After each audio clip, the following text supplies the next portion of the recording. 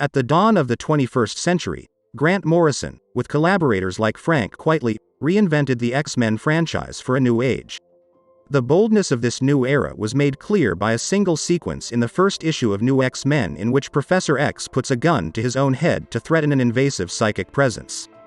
The panels almost scream, "This isn't the X-Men you know," challenging readers to get on board or go home. House of X is the first issue of Jonathan Hickman's attempt to again redefine the X-Men for a new era. The issue opens with a two-page sequence that may rival New X-Men's in terms of boldness and how it challenges the reader. It's more subtle compared to New X-Men's audaciousness, but the intent is the same: we're doing something different now. Are you in, or are you out? Being so bold only pays off if you have the ideas and the craftsmanship to pull it off. Hickman has the ideas, and artist Pepe Larraz has the skill to make them work, especially when teamed with Mart Gracia, whose colors elevate the work of every artist he's paired with. That opening scene works because Larraz is able to draw both imagery and character on the page. Larraz's Professor X is like an imp tiptoeing through his world, harvesting his mutant fruit. He is both God and serpent in the Garden of Eden, and that dichotomy infuses the familiar line, "To me, my X-Men," with tension, dread, and mystery. There are other moments like this littered throughout the issue, moments where anticipation and payoff are manipulated with expertise. There's a perfectly paced time-lapse that doubles as a countdown, building tension as it ticks away, setting the stage for what's to come. There's an imperious splash page of Magneto at his most intimidating, even acting as an agent of peace. There is a scene where Cyclops has a conversation with the Fantastic Four over a delicate subject. It begins casually, then builds as the conversation grows tenser. There's a glint of red as the reader awaits the expected superhero brawl, but instead, with a page turn, Hickman and Larraz gently diffuse that build. And that's not even getting into some of the other iconographies at play or the final panel that serves as a kind of thesis statement. Hickman is making the X-Men big again. This is mutants as a sociological, cultural study. At least that's how it seems. From those first few pages, Hickman creates the sense that things are not what they seem. At one point a human character mutters to himself, paraphrasing a quote from Sun Tzu about appearing to be one thing while actually being another, perhaps as a warning to us that Xavier's grand plan for human and mutant coexistence isn't everything it appears to be. That this series will intertwine with Powers of X, a sister series set in the future, only adds to that expectant wariness. But for now, Hickman is picking up where Morrison left off with the idea of mutants being a culture that, if not for the numerous tragedies that strike at them, would rival or outstrip humanity. But where Morrison looked at them as a subculture influencing human culture, causing it to evolve, Hickman has set them up as something else. Something separate, something other, something mythological or even divine. It's fascinating, and dreadful, and curious in ways that the straightforward superhero takes on the X-Men from the past few years have not been.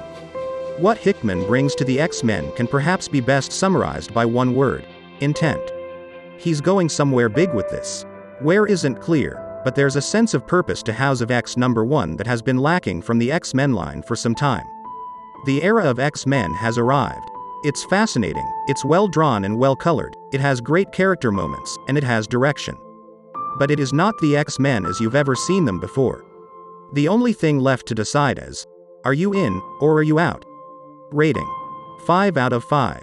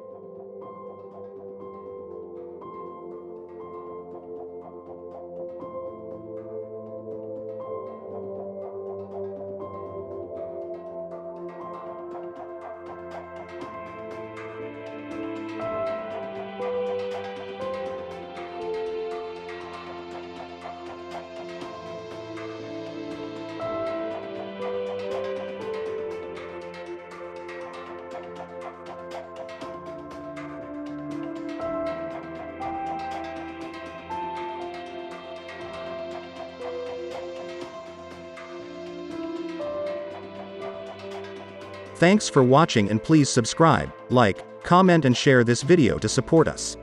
See you on the next comic review videos.